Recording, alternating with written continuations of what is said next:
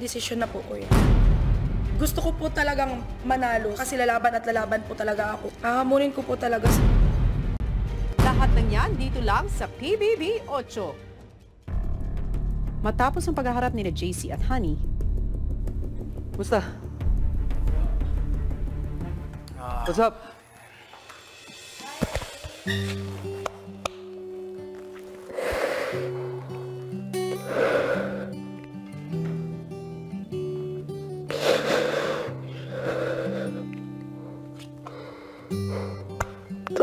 JC. I love you, man. Okay. Yeah. ilang sandali pa, Housemates, natapos na ang pangalawang duel challenge kung saan nagtunggali sina JC at Honey. At matapos ang kanilang challenge, may isa na nagwagi. At siya ang hihiranging karapat-dapat na manatili sa bahay. At ang hindi nagwagi ay kinakailangan ng lumabas ng aking bahay ngayong gabi. Ang nakikita ninyo ngayon ay ang dalawang flags ni JC at ni Honey. Kung kaninong flag ang umangat sa pole na ito, siya ang nagwagi at mananatili sa loob ng aking bahay. At ang resulta,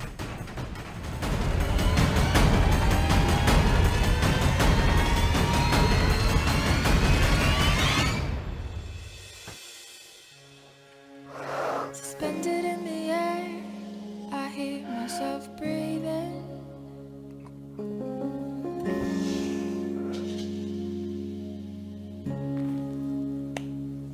Far beyond my reach is the future you promised.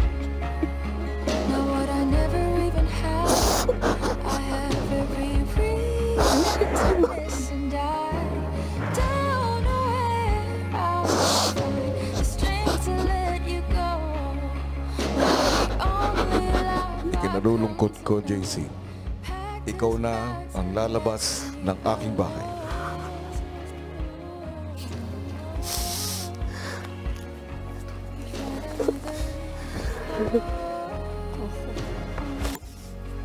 So before it's too late, I'll take a step away. I know it won't make me Laban lahat kayo dyan, ha? rushing back to you. Get you high. And I will just in my arms that you were mine. How do you go from there? sa confession room, kinausap ni Kuya si JC. Ano pakiramdam mo ngayon? Masakit po.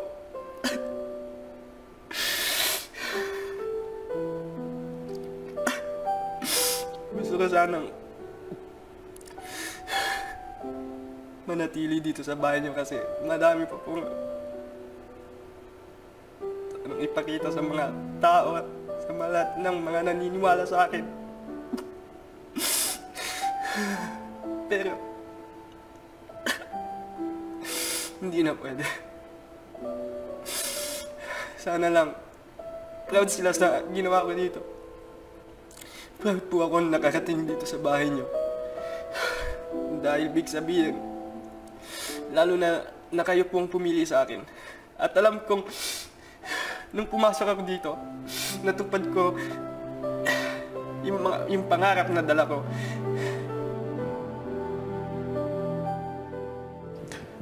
JC, Po, kuya. meron akong ibabalita sa iyo. Bagamat ikaw ay hindi nagwagi sa inyong duel challenge, Opo. nais kong sabihin sa iyo na hindi ka pa evicted sa bahay ko.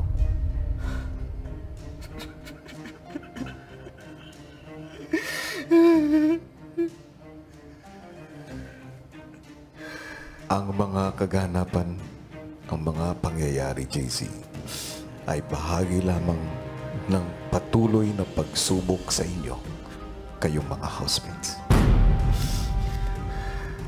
Pero, dahil ikaw ay hindi nagwagi sa inyong dual challenge, ikaw ay bahagi na sa listahan ng mga nominado. Ngunit, ikaw ay mananatiling official housemate, JC. Opo. Kala ko po, yung pangarap ko po, natatapos na ngayon. Pero, may konting pag-asa pa. Kaya dun po ako kakapit. Kung nagkulang ako, 200%, 300%, bubuhos ko lahat po. Dahil, alam ko baka last chance, talagang last chance na to. At ayokong bitawan pa. Salamat po. Samantala sa loob ng bahay, sa buong pag-aakalang evicted na si JC, ramdam ng housemates ang lungkot.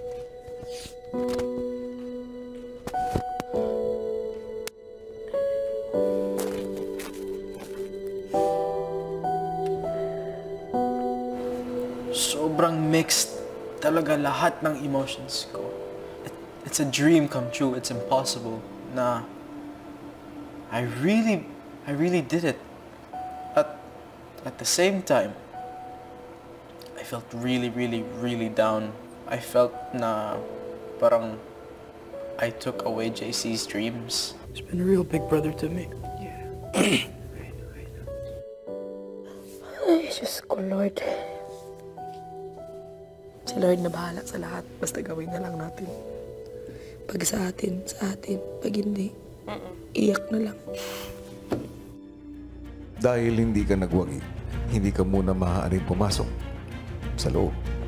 Pero dadalhin kita sa isang lugar. Doon ka muna mananatili hanggat sa panahon na itatakda ko. Nandun din ang kasama mong nominado na si Yamyam.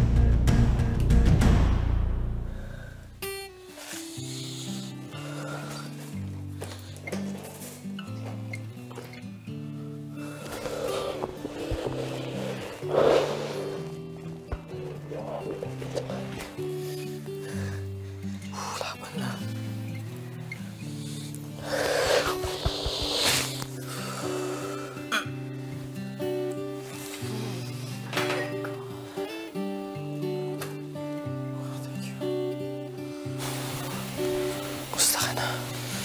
Okay lang.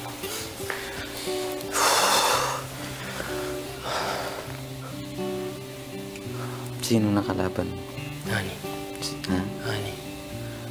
Magikas. Nalaman kong may pag-asa pa. Oh my God. May pag-asa pa. Laban. Sa panibagong araw sa bahay ni Kuya,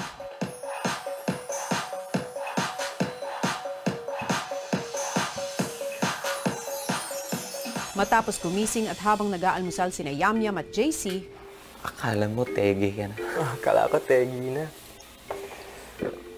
samantala sa kusina, sina Andre at Fumiya pinag-usapan naman ang magaganap na laban. 彼女と彼女本当に欲しい、本当にの方が一番で彼女もあるけど彼女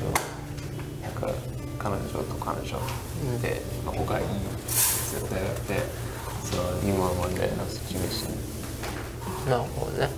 どうと思う難しいね。勝つかどうか負けるかどうかそうだね。でも今までのコンペティションなんかフェアのため女の子男の子とかなんか誰か選ぶよりにフェアの方がだって大切。で今決めたくて考えたくないその後 Habang naliligo si Fumiya at abala naman sa girls' bedroom si Lou, maya-maya sa garden area na isipang mag-ayos ng bahay ni na Mary Grace at Honey.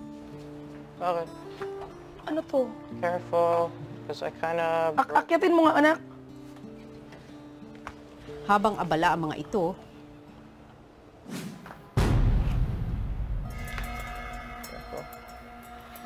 Oh, you see that? That's a beautiful sight. Light na yan? Ha? Light? Uh-huh.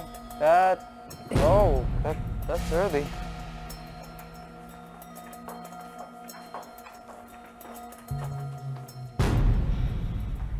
It's light already. Mary Grace. Mary Grace's hands.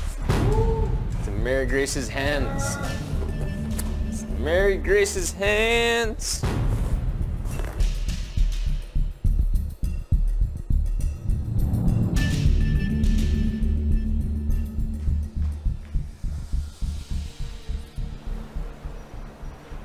And she's going up against Lou for sure. I think so too. Tatlong housemates ang maaari mong makalaban para mailagay mo ang iyong flag sa flagpole. Opo, kuya. Alam kong matinding desisyon ito. Nung pag-ilaw po talaga ng flagpole, kuya, ako talaga ang unang pumunta, kuya, kasi nga, sa 4 po kasi kami, kuya, 3 po sila close talaga. Parang ayoko pong mangyari na mapagkaisahan po nila ako. Si Fumiya, kuya, ayaw niya po talagang kalabanin si Andre. Alam niya, kuya, na malakas din talaga si Andre at alam niya siguro sa sarili niya na tagilid siya kang Andre, kuya. At gusto niya po talagang kalabanin si Lou kasi ayaw niya po talaga magkalaban si Lou at si Andre. Kaya pipiliin niya si Lou at ako si Andre, kuya. Yun po talaga ang nakikita ko sa kanya. Si Lou po, kuya, sa weekly task, sa sayaw at sa mga kunting task, kuya, masasabi ko po talaga sa kanya, kuya, na may pagka-competitive talaga siya at malakas din po siya, kuya, at matalino si Lou, kuya. Si Fumiya, kuya, matalino po talaga si Fumiya, kuya. Pero pagdating po kasi sa physical, kuya, hindi po siya ganun kalakas, kuya. Si Andre po, kuya, siya po yung lalaking package deal, kuya, na malakas po talaga siya sa physical, sa pag-iisip, kuya, sa diskarte, sa plano. I made my decision na po, kuya. At anong iyong desisyon? paglabas ni Mary Grace sa confession room, Yeah, kasi I go there. We need to talk for us. Yeah. Because I made already my decision. Maiyak na ba ako nito? Ang hirap talaga mag-decision, promise. So, ito na, nag-decision ako. I decide for my dreams and also I decide for parang sa lahat. Pinipili ko na talagang makalaban kasi yung umpisa, siya na talaga ang decision ko. Nagbago siya saglit, napunta ako sa isang tao na yun. Pero sa pagkakataon na to, kagabi pa ako inisip-isip kung ano ba talaga ang decision ko. Kung ano man yung first decision ko, that would be the first and last and final decision. And I don't want to be selfish. So, I choose Lou to be my katunggali. And then Andre and Fumiya, we will fight for each other. Kakakalabanin ko po si Lou. Kung si Lou ang pipiliin ko, malaki po talaga ang chances ko na mapanalo yung challenge na to. Parang okay po kasi sa akin, kuya, kung ang laban, kuya, babae to babae. Unlike kung lalaki, kuya, para pong nag-choose wisely na lang po ako, kuya. Yeah, we understand. We had a talk earlier, you know. Because honestly, my second choice is Fumiya. I want to fight with Fumiya. But I need to think a lot and I need to think wisely and so on and so forth. Okay lang po sa akin na ako yung pinili ni Ate Mary Grace kasi ako rin naman po, siya po yung choice ko, kuya. Ayoko po ng lamang ako, ayoko pong lamang yung kalaban ko po, kuya. Parang pantay lang po, at least po even. Kahit po masakit po sa akin na si Andre po tsaka si Fumi. Alam ko po kung gaano ka-special yung bond po nila. Oh, laban. Yes. Taking an even approach with girl, boy was the choice that was best. Laban. Laban. Laban. Don't forget each other na lang. He's my best friend. It's so hard for my body and for my feelings and for my mind. Everything so hard to win to him because, yeah, he's my best friend. Yeah. Pero for my dream, I will fight. I'm ready to fight. Fight. Andre.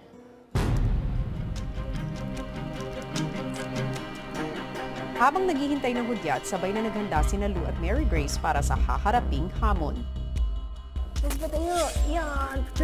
May abilidad din po si Ate Mary Grace. Siguro mabilis po ako ng konti, pero maaaring mas malakas siya sa strategy, kuya. Para sa kanilang haharaping na hamon, magkahiwalay na gagawin ni Lou at Mary Grace ang CASA activity area kung saan makikita nila ang 8 iba't ibang gamit. Kailangan nilang mailagay ang bawat gamit sa isang container at makukuha ang kaukulang timbang ng mga ito para matapos ang task. Kung kinakailangan, maaari nilang bawasan, putulin o biyakin ang mga ito para maabot ang eksaktong timbang. Ang makakagawa ng CASA pinakamabilis na oras ang siyang mananalo sa hamon.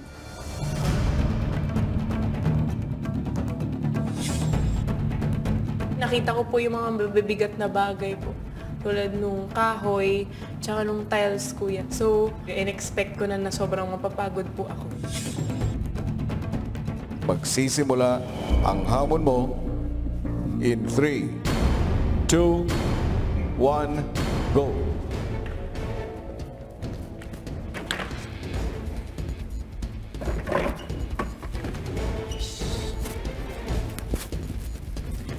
Kasi 17 pounds ka pa. Inuna ko po yung wood. Siya yung pinakamahirap gawin po. Nakita ko po yung lagare. So, alam kong kinakailangan mag-cut po nun. So, ayun po, inuna ko yun. Yung dad ko po, may ganong business po siya dati. Nag-architect sila. So, minsan may mga ganong ano po sa bahay.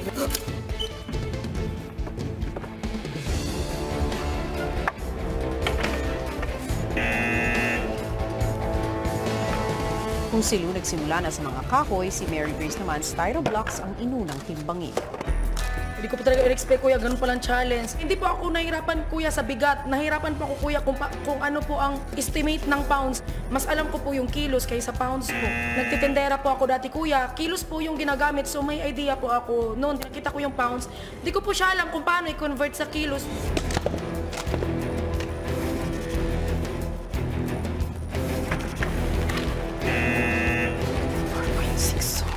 Yung lakas, kuya, nakakaya ko naman talaga kasi sanay naman talaga ako sa medyo malakas-lakas, kuya. Yung pag-iisip talaga na diskarte, kuya, nung lalo pa paggamitin mo yung math kasi point, yun hindi pwedeng bawas ka lang ng bawas or dagdag ka ng dagdag. Kailangan mo talagang tansyahin.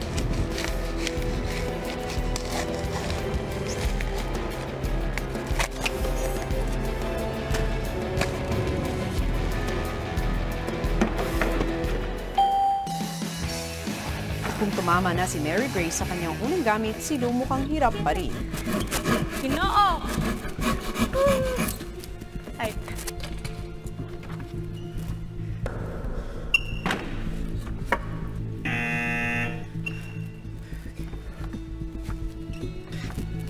Napagod po ako, tuloy-tuloy po ako sa mahirap na bagay. Mawawala na po ako ng energy po para gawin yung iba pa po, kuya. So, lumipat po ako dun sa tissue.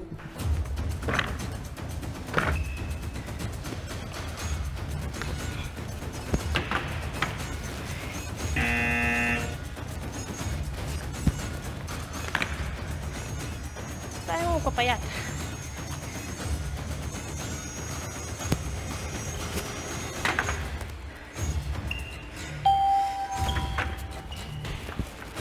Pareho namang sinunod ng dalawa ang pagtimbang sa mga bola.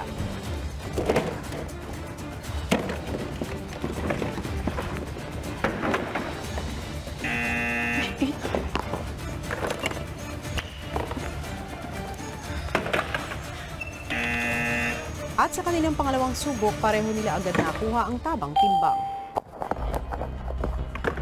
Si Lou sunod na hinarap ang pagkuha sa timbang ng mga tiles.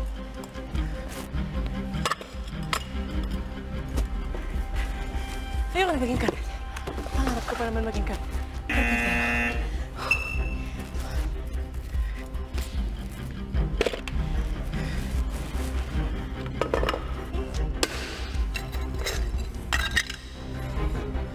Go!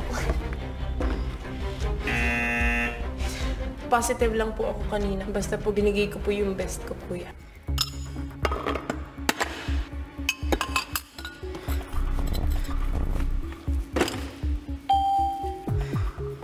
Si Mary Grace mukhang hinahamon naman sa sinunod niyang timbangin ng mga kahoy.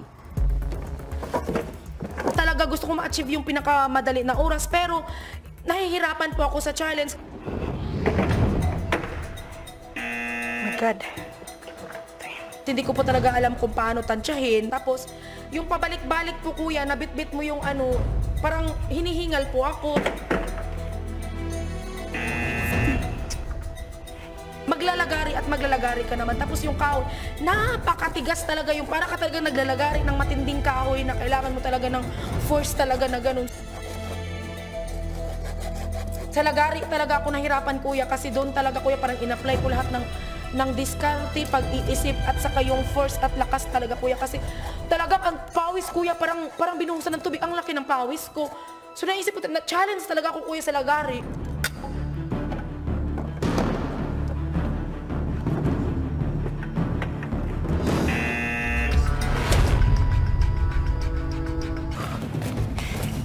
Kinakausap ko po sila, kuya. Mukha na po akong baliw. 2 years na po ako minsan na mag-isa po sa kondo. Kinakausap ko po yung mga bagay ba yan. Sabi ko, magiging magkaibigan tayo. Be close friends na.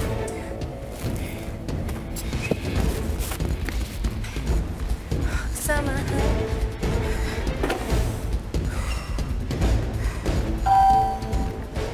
Nang makuha ang tamang timbang, agad niyang sinunod ang mga styro blocks. Ay, I missed you. Binigo mo kami. Hindi mo ako babagoin ngayon.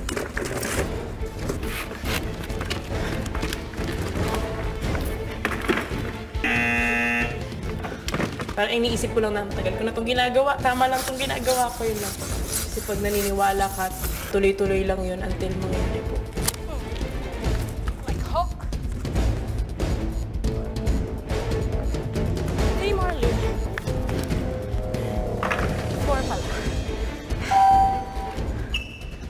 Si Mary Grace naman, patuloy na kinukuha ang tamang timbang ng mga kahoy.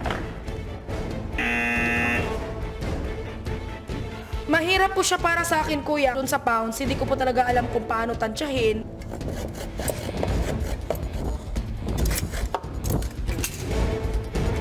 So kailangan talaga i-diskarte mo na yung babawasan mo, kasya agad siya doon. Kasi kung hindi, maglalagari at maglalagari ka naman.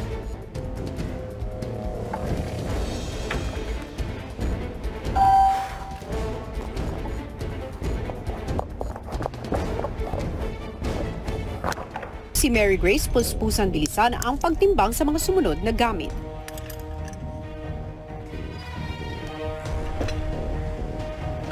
Kuya, kahit alam ko na pong sobrang pagod na po yung katawan ko, never po talaga akong sumuko kanina kasi sa buong buhay ko po kuya, never po akong sumuko sa lahat ng laban kuya, mahirap man yan o madali. Yung ginawa ko po ngayon sa challenge kuya, alam ko po kuya na binuhos ko na po ang lahat. Lakas ko yung pagdiskarte ko. Lagi po ako natithink positive na manalo. Pero if kung ano man ang mangyari kuya, never ko po talagang pagsisiyan ang sarili ko kasi alam ko pong ginawa ko ang lahat. Ginagawa ko po ito para sa akin. Sa family ko po, gusto ko po sila maging proud sa akin. Kasi po naniniwala po talaga sila sa akin. Yun lang po yung nasa isip ko. At mapakita rin po sa ibang tao kuya na this is the better version of Lou po kuya. Let's go back to you, friend. Nakabang kulang sa'yo. Mabawasan kita. 1, 8. Ay. Alright. Sorry, kuya. Binalikan ko na po yung wood. Tapos hindi pa rin, kuya, sabi ko, Diyos ko po. Ay. Laban. Kiramay na ito. Yo!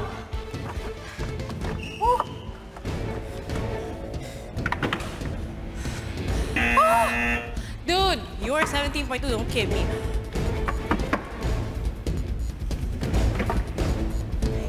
Nandito na ako. Giving up isn't an option po, kuya. Not for me, not right now. Yes, Woody. Ah, siya! Para po sa mga taong naniniwala sa akin, kuya.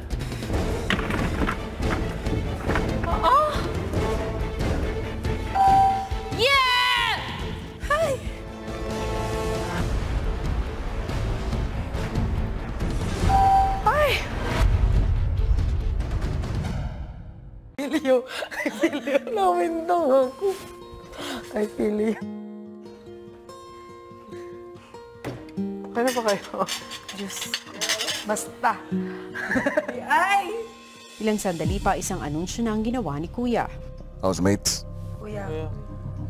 natapos na ang ikatlong challenge kung saan nagtunggali sina Lou at Mary Grace. Sa puntong ito, malalaman na ninyo ang resulta. Lou at Mary Grace, pumunta kayo ngayon sa confession room. Dala ang inyong mga luggage.